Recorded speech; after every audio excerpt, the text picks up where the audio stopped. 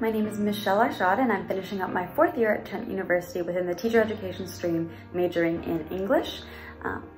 I've lived in both the Peterborough residences and the Durham residence, so I've been all over the place for Trent, and I couldn't have wished for a better university experience. In terms of my program, going into university, I had no idea what I wanted to do.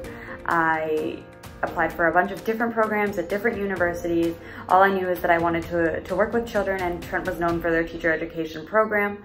So I ended up choosing Trent for that reason. And throughout my years, I've had a chance to do placements, which most teacher education stream programs for your undergrad don't have that opportunity. The best personal experience I've had at Trent was joining the competitive cheerleading team. Going into first year, it was nerve-wracking not having friends, but then once I went to some away competitions, I was able to bond with my teammates. We had fun together both during practice, studying together, and just socializing, and that has really made my university experience so incredible, and I definitely recommend for anybody going to Trent to definitely get involved, whether it be sports, clubs, academic groups, anything.